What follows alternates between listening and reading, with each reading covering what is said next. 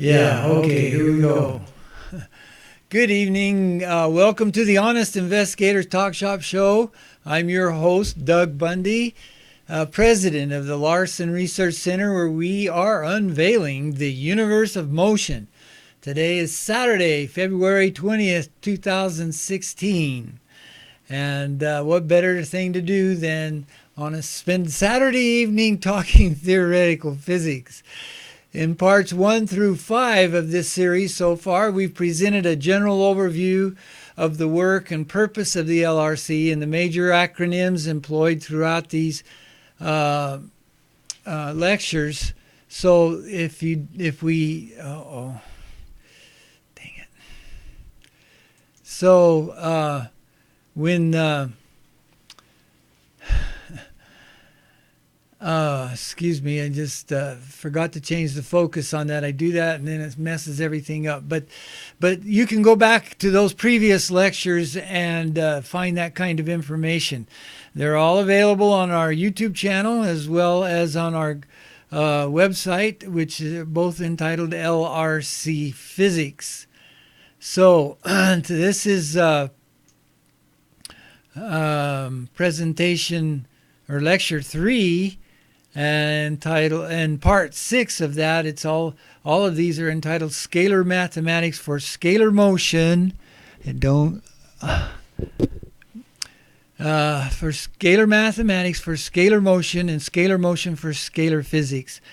I'm just really concerned that I don't see the audio going out. This is really not a very good system for monitoring what we're doing here, but at any rate, I trust the audio is going out okay, and if it isn't, I'm in big trouble. I'll have to redo these slides, and of course, it won't be the first time. Well, so last time we demonstrated how it's possible to deduce the formation of matter from the first fundamental postulate of the reciprocal system of physical theory, the RST as we call it. And this is done by plotting the natural progression of discrete units of space and time as two reciprocal aspects of universal motion in 3 dimensions according to the postulate. And the results are great. By logical deduction, then, we've provided entities of scalar motion which then may be used as preons of the standard model. The standard model of particle physics used in mainstream physics, what we call the LST, the legacy system of theoretical physics. Anyway, this results in a model that includes all known constituents of their standard model and no others. So that's a pretty impressive accomplishment. And we see these combinations then of preons. They're what we call ST units, space and time units, but they're oscillating. So to differentiate that, we designated S, uppercase S pipe, uppercase T units, indicating that these are oscillating units. And they have scalar motion equivalents of observed physical characteristics such as 1D, 2D, and 3D motion. The results are logical and mathematical consequences of the RST's fundamental postulates. Now, this is really an important development, and we need to recognize that because it helps us analyze and deduce that the only change possible in this endless uniformity of space and time progression that comes directly out of the postulates occurs when an oscillation in one or the other of the space and time aspects of the motion is introduced. Larson did this, but he did it in 1 dimension at a time. So he combined these dimensions, and we took issue with that, saying that for it to be scalar, it has to change size. And so that indicated that the 3-dimensional oscillation, something that's not very common nor understood nor even interesting for present-day physics, but it's had a tremendous effect on what we've been able to accomplish here in our model. So in that model, a 1 unit A 1-unit oscillation of the space progression, while time continues to progress normally, reduces the unit space-time equation of the progression, which is S, or space over time t, equal to 1 over 1. 1 unit of progression, 1 unit of increase of space for 1 unit of increase of time. And it reduces that then when the oscillation occurs on the space side to st equals 1 over 2, while the reciprocal oscillation increases the space-time equation to st equals 2 over 1. So fortunately, we recognize then that this result is an exact analog of our rational number system, with many wonderful implications, not the least of which is the appearance of a new multidimensional approach to something we call scalar mathematics, which is free from the well-known pathology of the vector-based multidimensional approach. And using the new approach, we've been able to formulate a closed-form equation of scalar motion, which may be used to calculate the magnitude of scalar motion entities. And you can see the details of some of this in our previous lectures. But that enables us to calculate the magnitude of those scalar motion entities, combinations of these entities, and relations between them, which of course then launches our whole system of theory. The first result of this application is a Preon version of the standard model of the LST particle physics community in terms of the first of its 3 families of particles. Now there's 3 families in the standard model, but only one is stable. So in this new scalar motion-based model of the first family, the preons constituting its members are units of motion called, again, S-pipe T units, which are entities of combined space over time oscillations as well as time over space oscillations in their minimum configurations. So this is important to understand. The mainstream or LST legacy system of theory does not recognize preons, and they call their particles in the standard model elementary particles, and of course that's part of their assumptions of space and time being a giant a giant stage upon which these particles are introduced. We don't know where they come from, but the object is not to answer that question, but to answer the question of how what the fundamental ones are of these particles and how they interact. So they seek to reduce observation to the fewest number of particles interacting in the fewest number of interactions. And so they've done that, and they call that the standard model. But ours consists of these entities are not elementary. They are the elementary components are formed from motion, as we just outlined, and they then form these preons, these S-pipe T combinations of motion, and that's when we start to give them the characteristics of matter. So each constituent of the model corresponds to the observed entities of the LST model in some crucial respects, which we have been discussing, of course. But we want you to refer to our previous videos for more details. Today we want to continue to explore our preon model by looking for its inherent characteristics which correspond to physical observations as far as possible. Of course, this is the only way we can verify the validity of the model. The more correspondence we find with no fatal contradictions with observed properties of physical entities, the closer we're going to come to confirming that the physical universe really does consist of nothing but motion. To this point, our results include the logical and mathematical formulation of these S-pipe T units that may then be used as preons to form all the constituents of the LST standard model of particle physics, as we've already stated. Moreover, though, the preon combinations appear to have the same multidimensional characteristics as do their observed physical counterparts, and we're going to look at that a little more in detail here in just a second.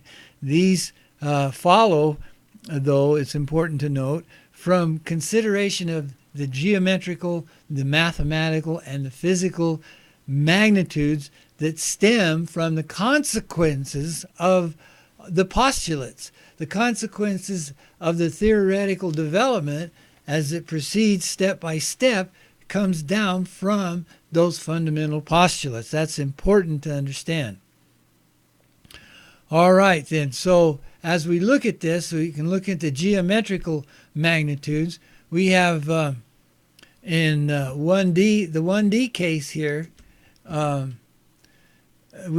minimum that we can start with in a three-dimensional configuration is a stack of 8 1-unit cubes. That's 2 to the third, 2 cubed. And the reason it's 2 and not 1 is because in scalar expansion, we expand in 2 directions. So this is indicated here in this center line. From the center point, we expand out in 2 opposite directions simultaneously. So that gives us 1 magnitude. 1 magnitude, but going out from the center in 2 directions. We call that in legacy physics, we call that a monopole, that single magnitude. But when we move to 2 dimensions, then we have 2 1D magnitudes, as shown here by the red arrows, extending out to the corners in the middle of the cube. You see, of the plane. Let's look at that plane slice there of the stack, and it expands out simultaneously in 4 directions, but each one of those constitutes a magnitude. So we have 2 magnitudes. You see here, these 2 magnitudes expanding out at the same time gives us a dipole, a 2-dimensional characteristics. And then when we move to 3 dimensions, you can see here it's a little more difficult, but from the center intersection out to each corner of the cube gives us 4 magnitudes. There's 2 in each of the opposing directions, and there's 4 of those, so there's 8 altogether. You can see it here clearly. From the center, we go out to 1 corner, and it's diagonally opposite corner at the same time, so that's 1 magnitude, and then we do it for the other 3, and so we have 4 magnitudes, or a quadrupole in 3 dimensions. So that's important because it's this 2n cubed progression that contains these separate 1, 2, and 3-dimensional magnitudes corresponding to the single linear magnitude again, the single linear magnitude up here, the dual set of single magnitudes, this one here, the 2D, and then of course the 3D quadrupole. So these are identified in LST community physics with magnitudes. They don't realize it's motion, but it's magnitudes that they call charges and field strength, magnetic field strength, electrical charges, magnetic field strength in the case of the 2D dipole, and then in the quadrupole, the 3D would be a gravitational field, and that's how they regard them, and they have forces. We'll talk about that later. We don't deal in terms of forces, but only in terms of motion. So, but the important thing to understand is how these correspond. These multidimensional characteristics correspond to the electrical, magnetic, and gravitational forces, quote unquote, that are so important in the mainstream, in the legacy system of theories, the LST's standard model. And we can readily see there's some confusion on this account, and we'll deal with that eventually.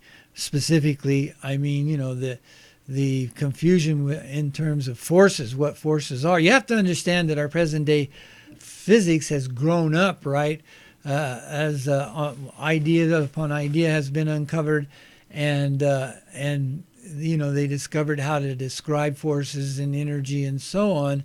But you have to understand the tradition behind it. That's important. The history behind it is important. Well, but what's important to understand now is that these 3 magnitudes have the dimensional characteristics found in the geometry of the 2n cubed progression. Indeed, further investigation has shown that the 2 and 3 progression can be understood in terms of the progression of 3 different mathematical units associated with the same 3, 1, 2, and 3-dimensional geometries of the progression. Now, in this next chart, we illustrate the fundamental correspondence between the discrete and the continuous magnitudes that are inherent in the geometry and the numbers of this 2n cubed progression. And this is presented in summary form. We got the details in previous lectures.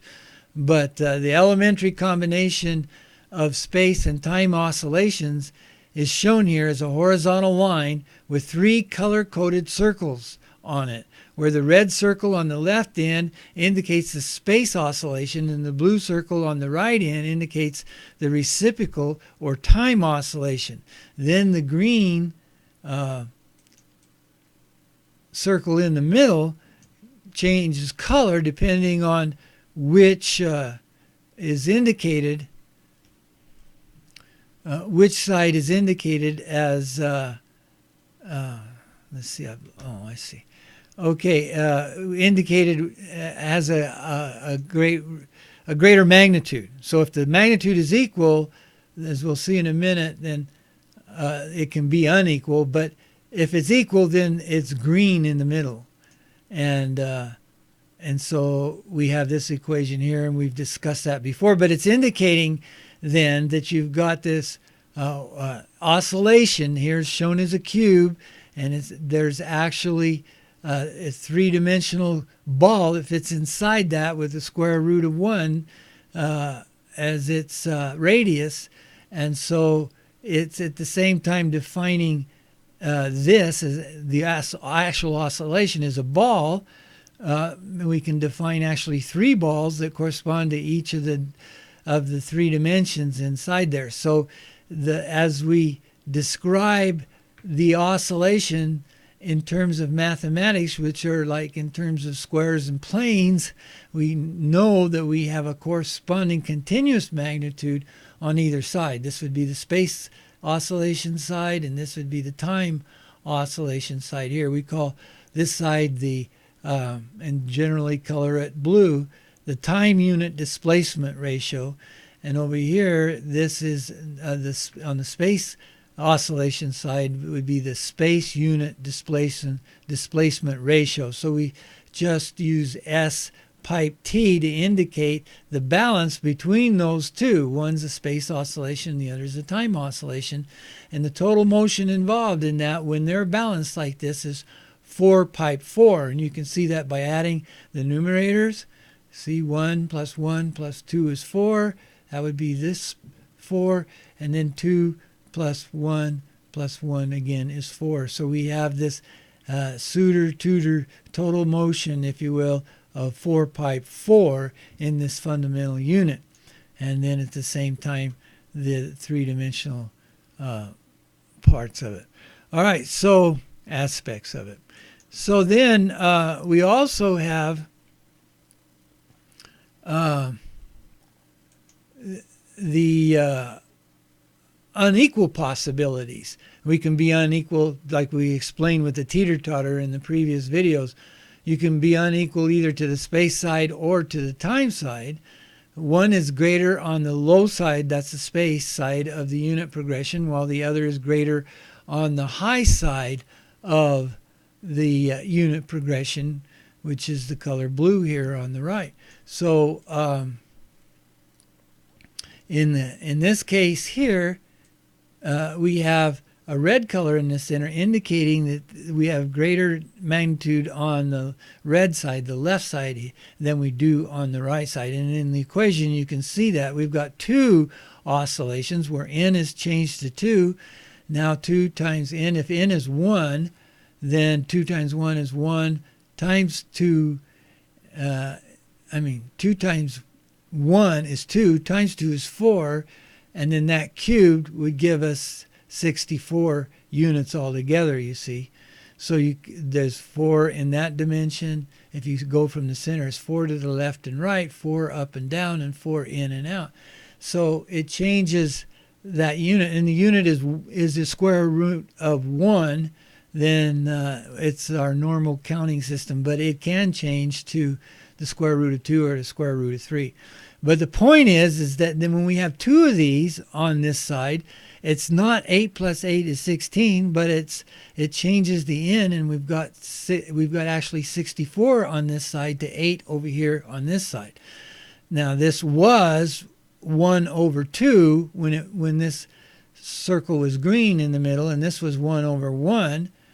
But now as it's added another s unit on this side, then it unbalances the equation to the lower side, the left side, the red side, which then we subtract the numerator from the denominator. So 1 minus 2 is minus 1 in this case. And then just opposite that, when we have the greater magnitude on the times side here, then that's 4 over 2, because it's two of these 2 over 1 oscillations. So n changes, not n changes, but we have 2 units in 2 directions times our unit 1. So 2 times 1 is 2, times 2 is 4, cubed again gives us 64. 4 to the cube is 64. So we have 64 units to the one stack of 8 units on this side. So 2 t's when it's blue here to 1 s. Over here, 2 s's to 1 t. So they're colored accordingly. And this, of course, if we take the denominator 2 and subtract the numerator 1 from it, it leaves us a positive 1. So they're opposite directions. And you can see how that works. We want to then take these implications. Remember, these are just deductions from our fundamental postulates of three-dimensional motion expanding or existing in 3 dimensions with 2 reciprocal aspects, space and time. So here in this chart, and again in previous I'm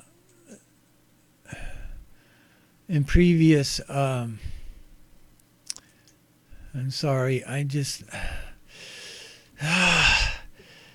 lose track of my mouse, and crap, where is it? I'm sorry, I can't see. I gotta go back now to this slide. Okay. We covered the details of this in previous, there's my pointer. So in previous lectures, so the electron combined with 3 unequal ST units, it turns out that the unequal one, as we saw in the previous slide, I didn't point it out, but it's equal to 6. So 3 times 6 is 18 on both sides. And so you see the equation here, because we have that in that sense.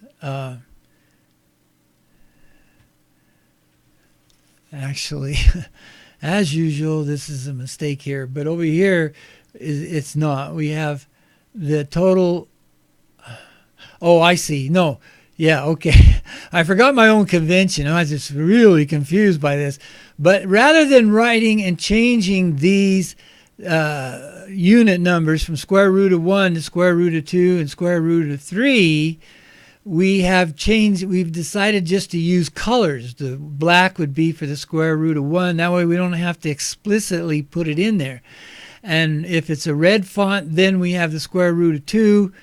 And if it's a blue font, then it implies the square root of 3. It indicates the square root of 3. So I'm trying to show that here there would be 3 versions of the electron. The electron has 3 times 6 of these. Each one of these is worth 6 at total motion, 6 pipe 6, and 3 times that is 18 pipe 18. So you got the 1-dimensional version, the 2-dimensional version, and the 3-dimensional version. Sorry for the confusion. Then over here with the proton, which consists of 2 up quarks and the down quark, we have a total of 46 units of motion, 46 pipe 46, and the black type indicates the 1 unit version of it. We might say red again, the 2-dimensional, and blue, the 3-dimensional version. The numbers stay the same. It's just that the units change. So to save us from having to write it out, which becomes very cumbersome, we can just recognize that it's 2, and if it's blue, it's 10 times the square root of 3 over 20 times the square root of 3 without having to explicitly put it in there. A novel way of approaching mathematics, but it seems like a good thing to do. So now if we take the 1-dimensional version of it, where the unit is equal to the square root of 1, then we have this number in black font, black color, which gives us a positive 3 for the balance. 13 minus 10 is a positive 3. And for the electron, the 3 minus 6 is a minus 3. So for the 1-dimensional case, we've got that. For the 2-dimensional case, it's the same thing. Only if we were working with it, we would substitute the unit square root of 1 for the square root of 2 if we got red font, and same thing with blue font. It's easier actually just to see the colors. You can see here 1, 2, 3, 4 reds against the 4 blues. So if we put those down there, the red's canceling out the blues and we get green here, and this would give us 3. The charge of the proton being positive and the charge of the electron being negative. The first 3 here would be the electron, and then there's 1 in the down quark here of the proton. So those 3 cancel out, and the 1-dimensional case then is the square root of 9, total motion, which is 3 here, and then 18 for the 2-dimensional case, and 27 for the 3-dimensional case. Now that's a little, we haven't expanded that out, but we'll talk about that later. But it's important to understand 3 squared and 3 cubed over here, and then in between them the 18. So anyway, that's getting off our topic a little bit there. Now, so here we have then our preons combining into the various constituents of the standard model, and you can see we have everything there. We have positron and electron. The electron's antiparticle is the positron, and you can see that you've got 3 there, 3 red and 3 blue, so they're just the opposite. Now this just comes out because these combinations, as you take the equal and the 2 unequals and you see how you can combine them together, this is what comes out. There's no arbitrariness about it. There's no other combinations that are possible unless you combine red and blue together in 1 unit, and you can't do that really for reasons that we'll talk about later. But now the important thing about this, so we've got, see here's you've got the up quark and then the anti-up quark, and then the down quark and the anti-down quark. But then on the other side you have the same thing. On the extreme end you have an electron, and its antiparticle the positron. You have the up quark and its antiparticle the anti-up quark, and you have the down quark and its antiparticle the anti-down quark. And these combinations are the same, but they're mirror images of one another. And so if we count up the total motion in each of these units, beginning with the new anti-neutrino here is up at the top, but each one of these is worth 4, so 3 times 4 is 12 in both cases. And so then as we go to either end, we go to the left, we've got a negative, these two then are 4 and 4 is 8, and then this is 6, so that's a negative 14. But over here we've got just the opposite on the mirror side. This is called chirality. And so for each side, you have a anti-down particle here, but you also have an anti-down particle on the other side worth the same amount, 14. But here we're saying minus 14. Now, that's just indicating a direction is all that means. And it's not exactly like in normal mathematics that it would be, well, it is and it isn't. But the point is here is that we're going in two directions. One to the increasing 14, and here decreasing by 14, increasing by 16, decreasing by 16, and increasing and decreasing by means, or say, with respect to the teeter-totter. If we have a balanced teeter-totter, one end can go lower, that forces the other end to go higher, and vice versa. So that's what we mean by negative. It's important to understand that. So anyway, we have two versions of those, one being the mirror image of the other. So that's important to understand. Now, we can do this. That was in terms of the fermions. We're talking about fermions and their different configurations, right? Fermions have different properties than do bosons, which are another part of the Standard Model.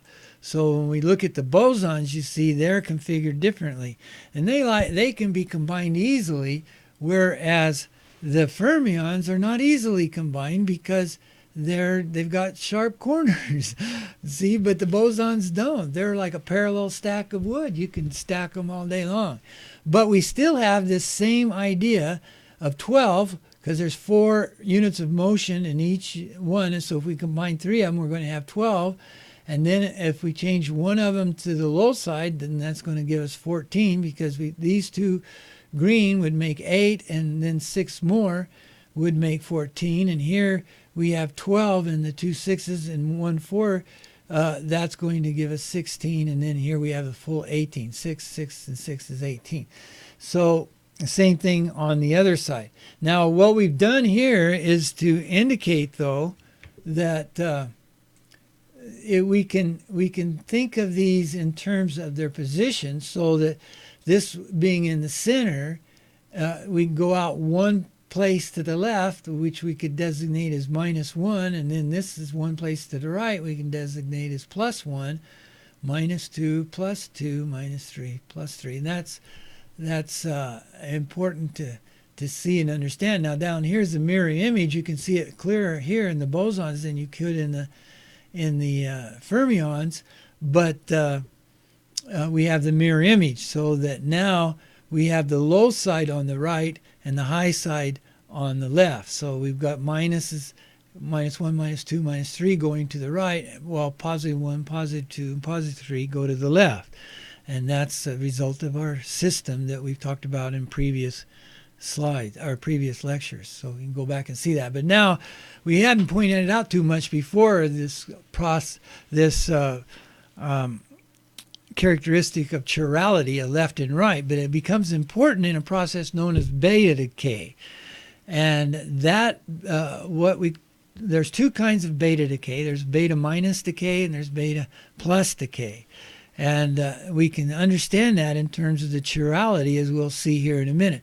If we look at a neutron, which is consists of one up and 2 downs, we can say, and I'm just arbitrarily selecting the up, it might be right or left, but the point is that when you have 2 downs here in the neutron and 2 ups here in the proton, they can't be the same.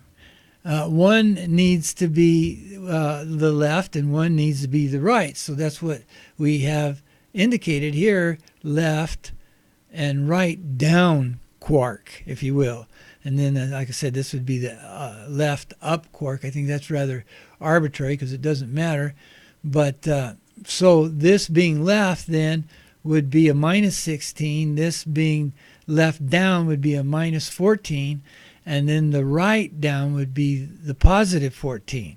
But the total together are 44, and there's no charge in there, as we don't show the equation here, the motion equation, but you would see that there isn't any charge, but over here in the proton there is, and of course that's a charge of 3, positive 3, which then complements the negative 3 of the electron, which makes it able to reside together with the proton. But here we see again a left up of minus 16 and a right up of 16, positive 16, and then in this case we've chosen the right down, and that would be a positive 14.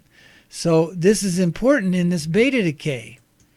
Now, as I said, there's two types of beta decay.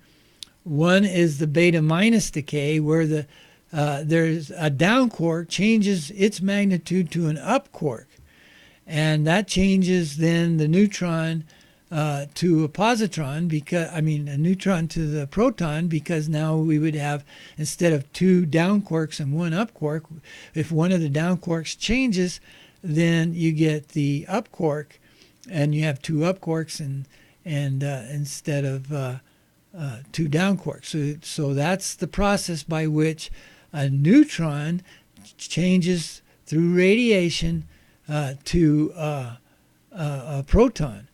And so that's what we're seeing here. The down is going to an up. One of the downs in the neutron is going to change to an up. And they have different total motion, ST motion. This is 14 and this is 16. This would be positive and this would be negative using the signs. But here we'll show the process. So we start with the 14. Where I neglected to put the colors in here, but we're using signs. So the down, being the 14, then emits, the positive 14, emits what's known as a W minus boson. And if we add up the total motion of that boson, and here, I see why we did why we're using the black font, is because we're talking in terms of just the square root of 1. And I showed it explicitly here.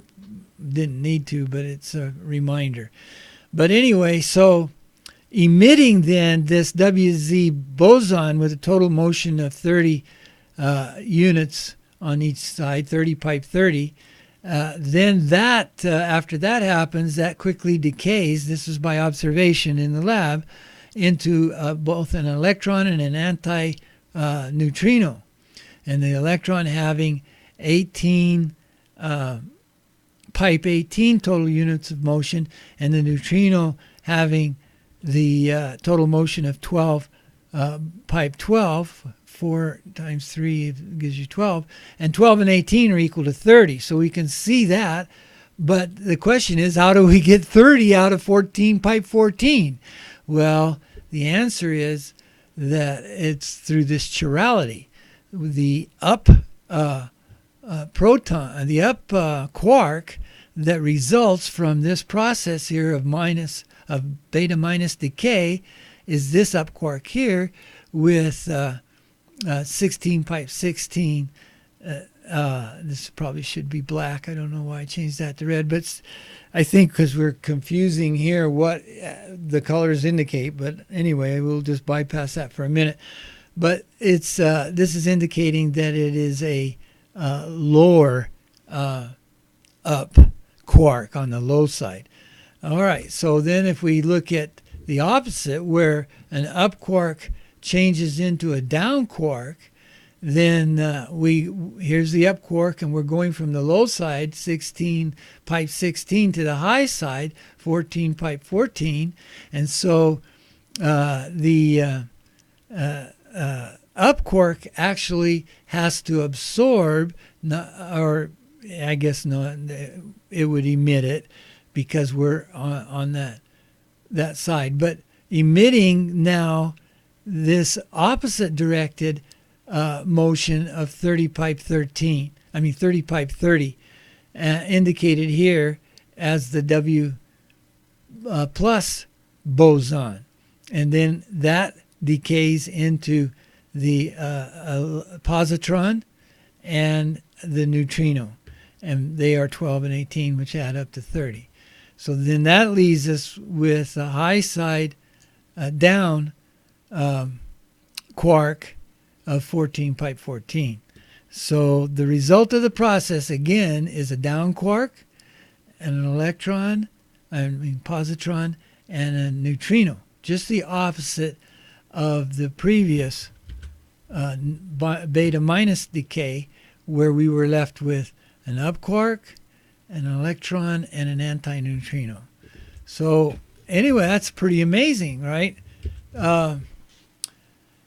It turns out that we can explain that in terms of the chart that we used previously, and you can see that you take the let me go back to it here.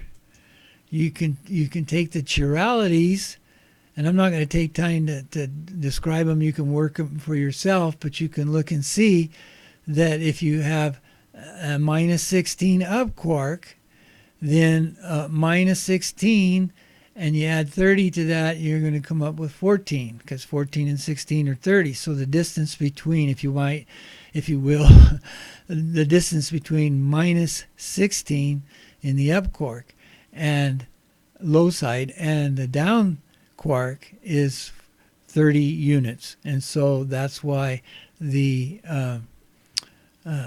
W minus, or in this case from up to down, the W plus boson has a total of 30 units of motion, and so it works out perfectly. And then when it decays into the neutrino here, and the neutrino here, I keep forgetting to use my pointer correctly, and the electron, the positron over here of 18. So anyway, pretty amazing balance. Just like in chemistry, everything has to balance out when you do those chemical reactions. Physics is not like chemistry, and LST physics is not like that. But our scalar physics is just like chemistry, where you have a check against whether you've got your reactions because of conservation. If you've got the reaction written properly, then everything's conserved, and that's what we have here. Motion is being conserved. So anyway, that is our very next achievement for the scalar system, and hopefully, if our audio has come through all right, that is going to be a interesting development to contemplate, because this again is coming out of the logical and mathematical consequences of our postulates. And this is amazing. How could we explain charge of a proton and a neutral charge of a neutron and a negative charge of electron matching the exact charge of the proton? And then when the two fit together, they in the first atom, where you have one proton and one neutron and one electron, then they add up appropriately as well with no charge, and there are other things that we've pointed out in the past. Now there's a lot more to explain, but this is very, very encouraging. We have found that lost my train of thought there for a second, but what we have is all of this coming out of this fundamental postulate of the reciprocal system of theory. This can't all be consequence now, or coincidence. Now, what I was going to say when I lost my train of thought was that there's a lot of things that aren't explained yet. Next week we'll want to be talking about the atomic spectra, for instance. How does our model of an atom deal and predict the atomic spectra of hydrogen, for instance, or the other elements as we move on? as does the LST. The LST started, remember, our physics that led to quantum mechanics actually started with spectroscopy, the study of light in prisms, and they found out that each element has a characteristic band of discrete lines in it that identify that element just as much as a person's social security number, I guess, identifies them.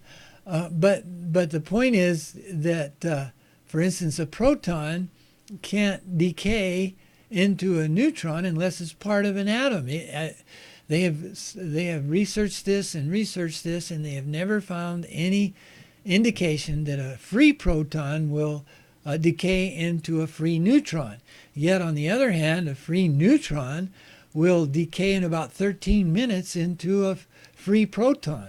So what causes the difference there? Well, we haven't a clue yet. So there's many other things that we have to understand. We also need to understand the magnetic interactions, how Michael Faraday, not Michael Faraday, the laws of Faraday and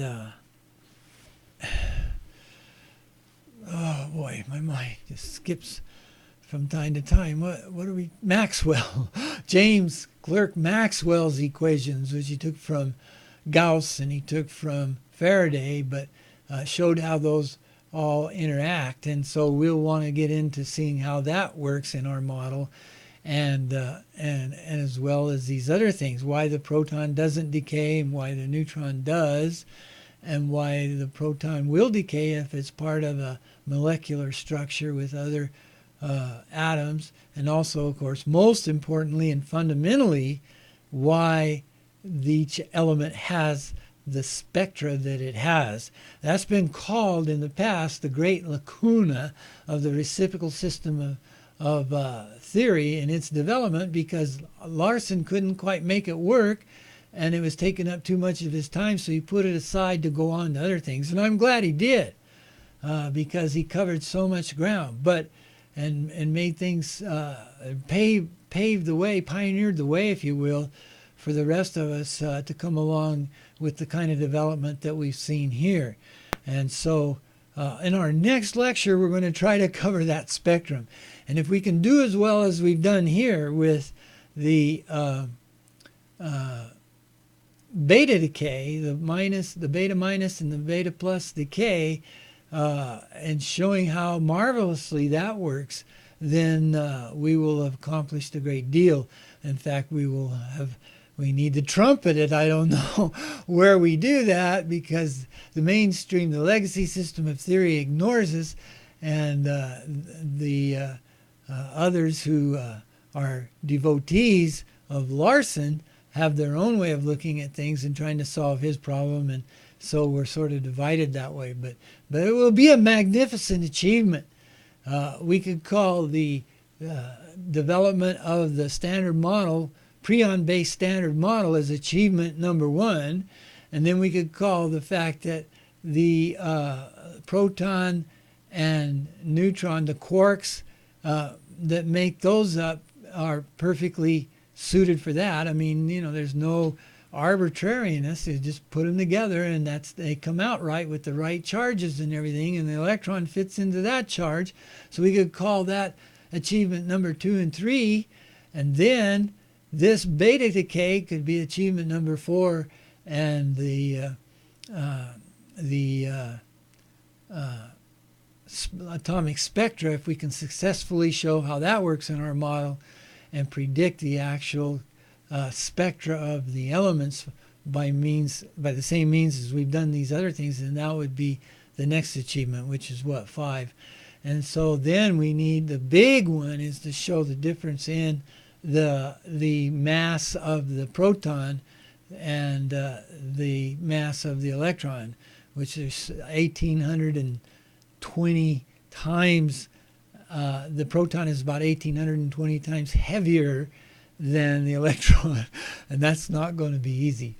But anyway, that pretty well concludes our presentation, our lecture for tonight, and we look forward to part 7 coming up next Saturday, when we will take on this atomic spectra, the big lacuna, as Nehru called it. And we'll talk about that more next week. But in the meantime, I hope everybody has a good evening, and I bid you adieu.